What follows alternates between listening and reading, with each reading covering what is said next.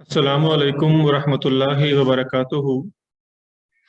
اعوذ باللہ من الشیطان الرجیم، بسم اللہ الرحمن الرحیم۔ آج کی کلاس کا ہم آغاز کریں گے اور معمول کے مطابق ہم سورہ فاتحہ سے ہی اپنی کلاس کا آغاز کریں گے۔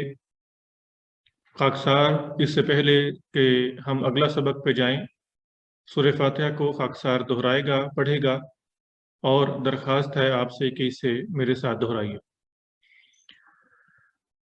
اعوذ باللہ من الشیطان الرجیم،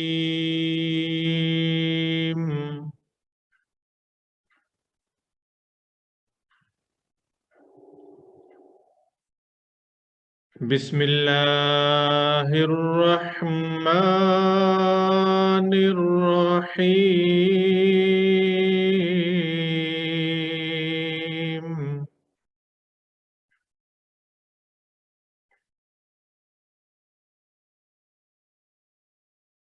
الحمد للہ رب العالمین،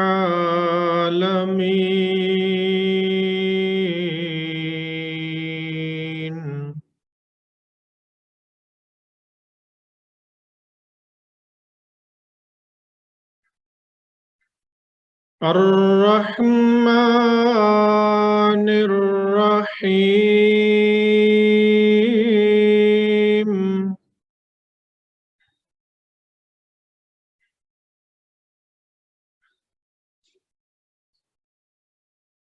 مالک یوم الدین،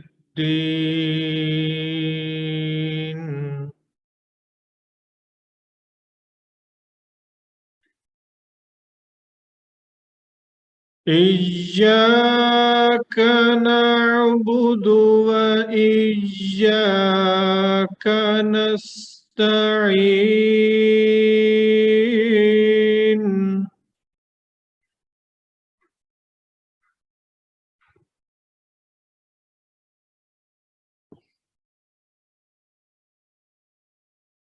اهدنا الصراط المستقیم،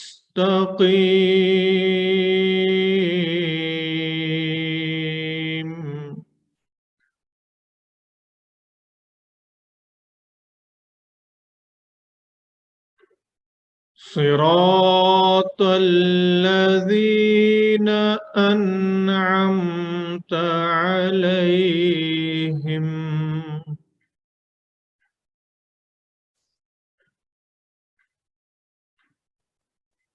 غیر المغضوب علیہم ولا الضالین۔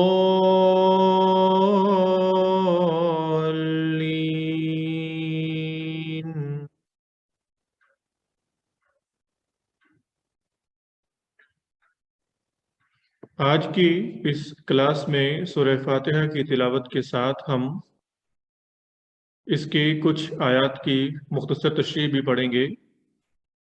بسم اللہ الرحمن الرحیم، اللہ کے نام کے ساتھ جو بے حد کرم کرنے والا، الرحیم بن مانگے دینے والا ہے اور بار بار رحم کرنے والا ہے۔ قرآن کریم کی جو پہلی سورت سورہ فاتحہ ہے، اسی کا آغاز اللہ تعالیٰ کے نام کے ساتھ ہوا ہے۔ اور اگر ہم قرآن کریم کی باقی صورتوں کو دیکھیں تو جو قرآن کریم کی کل 114 صورتیں ہیں، تو سورہ نمل کے سوا ہر صورت کا آغاز بسم اللہ الرحمن الرحیم یعنی اللہ کے نام کے ساتھ ہوا ہے۔ بسم اللہ کا ترجمہ ہے اللہ کے نام کے ساتھ، اور آگے الرحمن اور رحیم اسی اللہ تعالیٰ کی صفات کا بیان ہے کہ جس اللہ کے نام کے ساتھ میں یہ شروع کر رہا ہوں، میں یہ آگے قدم بڑھا رہا ہوں، میں یہ پڑھنا شروع کرنے لگا ہوں، اس رحمان خدا کی صفات کیا کیا ہیں؟ وہ رحمان بھی ہے اور وہ رحیم بھی ہے۔ تو یہ قرآن کریم میں اللہ تعالیٰ نے ہر سورت کے آغاز میں بسم اللہ الرحمن الرحیم رکھا، اور یہ سورہ توبہ میں نے عرض کیا تھا کہ سورہ توبہ میں بسم اللہ الرحمن الرحیم نہیں آیا، ہاں لیکن سورہ النمل میں بسم اللہ الرحمن الرحیم 2 مرتبہ آیا ہے۔ اور چونکہ سورہ توبہ پچھلی سورت کا ایک حصہ ہے تو اس لیے وہاں پر بسم اللہ نہیں آیا، وگرنہ قرآن کریم کی ہر سورت کا آغاز بسم اللہ الرحمن الرحیم سے ہوا ہے، اللہ کے پاک نام سے ہوا ہے۔ اور یہ بات قرآن کریم کی اور رسول کریم صلی اللہ علیہ وسلم کی سچائی پر ایک بہت بڑی دلیل ہے۔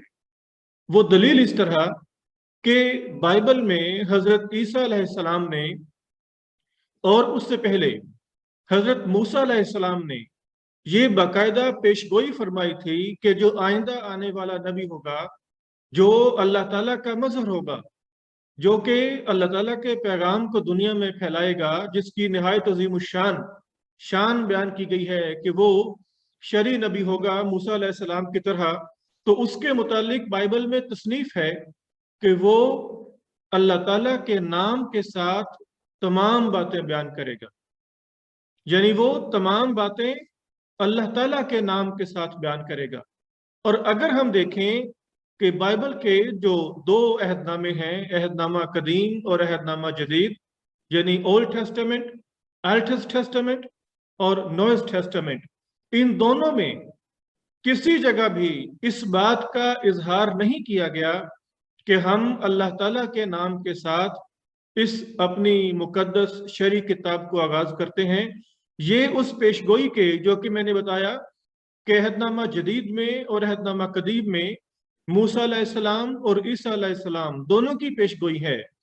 ان دونوں کی پیشگوئی کا مصداق تمام دنیا میں صرف اور صرف قرآن کریم ہے، کہ جس میں یہ بار بار اس بات کا ذکر ہے کہ یہ اللہ تعالیٰ کی طرف سے ہے، وہ خدا تعالیٰ جو رحمان بھی ہے اور رحیم بھی ہے۔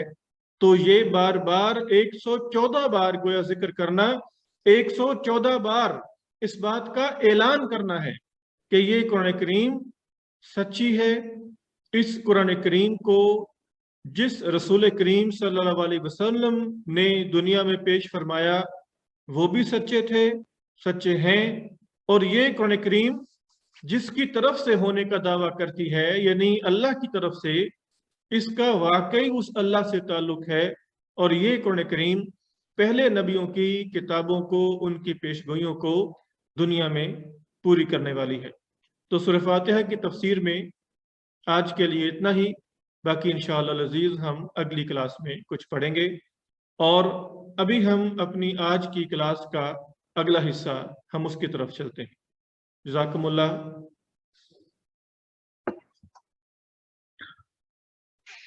ہماری آج کی کلاس کے اگلے حصے میں خاکسار ایک مرتبہ پھر رمضان المبارک کی طرف توجہ دلانا چاہتا ہے۔ ہم سبھی جانتے ہیں کہ ہم پر اللہ تعالیٰ کا نہایت ہی بابرکت اور اس کی رحمتوں اور شفقتوں سے بھرا ہوا مہینہ ہم پر سایہ فگن ہے۔ ہم اس مہینے میں سے گزر رہے ہیں اور صرف چند دن ہمارے پاس گنتی کے باقی ہیں۔ آج ہمارے پاس اگر ہم دیکھیں تو ہفتے کا دن ہے اور تقریباً 6-7 دن رہ گئے ہیں کہ جس کے بعد انشاءاللہ یہ رمضان المبارک کا مہینہ مکمل ہو جائے گا۔ تو یہ 5-6 دن ہی ہمارے پاس جو بابرکت بچے ہیں، ہمیں انہیں ہی غنیمت سمجھتے ہوئے اپنی تمام سستیوں اور کوتاہیوں کو دور کرنا چاہیے اور اللہ تعالیٰ کے حضور عبادت میں اور نیکی اور تقوی میں اپنے قدم کو آگے بڑھانا چاہیے۔ دیکھیں، ہم سبھی انسان ہیں اور غلطی بھی، سستی، کوتاہی بھی انسانوں سے ہی ہوا کرتی ہے۔ تو اگر تو ہم نے کوئی کسی قسم کی رمضان المبارک میں سستی یا غلطی، کوتاہی نہیں کی تو ہم مبارکباد کے مستحق ہیں۔ لیکن اگر ہم اس کے بعد کہ ہمیں سمجھ بھی تھی لیکن ہم پھر بھی کوئی سستی، کوتاہی، غلطی کرتے رہے تو اللہ تعالیٰ بڑا ہی غفور الرحیم ہے۔ وہ بے انتہا معاف کرنے والا، بخشش کرنے والا، مغفرت فرمانے والا ہے۔ ابھی بھی ہم اگر یہ سمجھیں کہ ٹھیک ہے، اگرچہ تقریباً 24-25 دن گزر گئے، لیکن اگر ہم ایک اور اسپیکٹ سے دیکھیں تو پھر بھی اللہ تعالیٰ کی رحمت کو جگانے کے لیے ہمارے پاس 4-5 دن تو ابھی تک بھی موجود ہیں۔ تو ہمیں انہی 4-5 دنوں کو ہی غنیمت سمجھنا چاہیے اور اپنے ہر قدم کو اللہ تعالیٰ کے حضور آگے بڑھانا چاہیے۔ ہر قدم کو اللہ تعالیٰ کے حضور نیکی تقوی سے پھونک کر اٹھانا چاہیے اور اپنی تمام تر سابقہ سستیوں اور غفلتوں پر اللہ تعالیٰ کی توبہ کرتے ہوئے، اس کے حضور توبہ کرتے ہوئے، اللہ تعالیٰ کی مدد کے طلبگار ہوتے ہوئے، اپنی سستیوں کوتاہیوں کو دور کرتے ہوئے رمضان کی برکتوں سے فائدہ اٹھانا چاہیے۔ ہم سب جانتے ہیں، دیکھیں بھائیوں، کہ یہ رمضان کا مہینہ ایک مقدس مہینہ ہے، اور ہم پر خدا کا فضل اور احسان ہے کہ اس نے ہمیں یہ رمضان کا مہینہ عطا فرمایا۔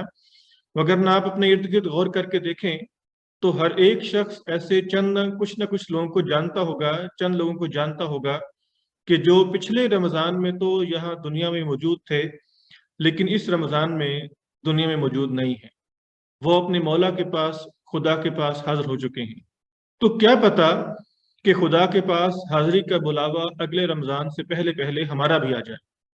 تو جب ہمارے پاس یہ دن موجود ہیں، یہ برکت لینے کا سامان موجود ہے، تو پھر بھی اگر ہم اس دن کی برکت سے فائدہ نہ اٹھائیں مکمل طور پر، تو پھر یہ ہماری غفلت ہوگی، ہماری کوتاہی ہوگی۔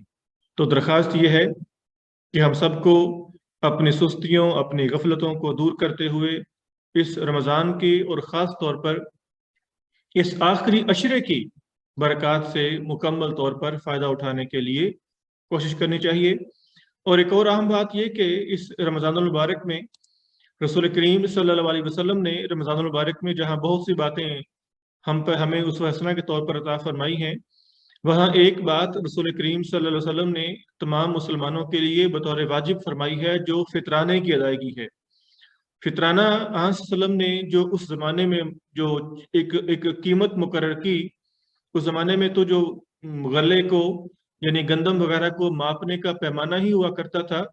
یہ جو ہم آج کل ہمارے پاس کرنسی نوٹ ہیں، یہ تب نہیں ہوا کرتے تھے۔ اس زمانے میں جو آن صلی اللہ علیہ وسلم نے اس کی قیمت مقرر کی، اس کو اگر ہم آج کنورٹ کریں تو تقریباً 3 یورو فی کس بنتی ہے۔ اور رسول کریم صلی اللہ علیہ وسلم کی حدیث کے مطابق فطرانہ ہر ایک شخص پر عید سے، نماز سے پہلے پہلے ادا کرنا واجب ہوتا ہے۔ اور فرمایا کہ اگر کوئی ایک دن کا بچہ بھی ہے جس نے دنیا میں آ کر ابھی سانس بھی لیا ہے، تب بھی اس پر واجب ہے کہ وہ فطرانے کی رقم کو ضرور ادا کرے۔ اور سب سے بہترین طریق یہی ہے کہ اس فطرانے کی رقم کو نماز عید سے پہلے پہلے ادا کیا جائے، تاکہ یہ رقم خاص طور پر غریبوں کی مدد کے لیے ہوا کرتی ہے، تاکہ اس رقم کو خاص طور پر ہم مرکز پہلے بھیج سکیں، اور مرکز پھر اپنے انتظام کے مطابق افریقہ کے، ایشیا کے غریب ملکوں کے رہنے والے لوگوں کو مرکز بر وقت بھیجے، تاکہ وہ بھی اپنے بچوں کے ساتھ عید کی خوشیوں میں ہمارے ساتھ شامل ہو سکیں۔ تو دعا ہے کہ اللہ تعالیٰ ہم سب کو رمضان کی تمام برکات سے فائدہ اٹھانے کی توفیق عطا فرمائے، اور خدا تعالیٰ کرے کہ جب یہ رمضان ہمارا مکمل ہو تو ہم حدیث کے مطابق ان لوگوں میں شمار ہوں کہ جن کے متعلق رسول کریم صلی اللہ علیہ وسلم نے فرمایا تھا کہ جس شخص نے رمضان کو ایمان اور احتساب سے گزارا تو اللہ تعالیٰ اس کے سب کا تمام گناہوں کو معاف کر دیا کرتا ہے۔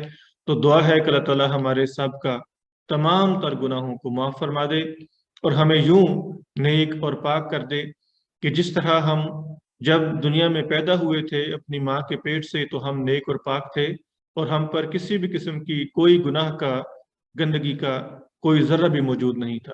تو خدا تعالیٰ کرے کہ ہم اس کے حضور اسی طرح نیک اور پاک ہونے والے اور تمام گناہوں سے پاک ہونے والے ہوں۔ آمین۔ آج کے لیے اتنا ہی۔ السلام علیکم ورحمۃ اللہ وبرکاتہ۔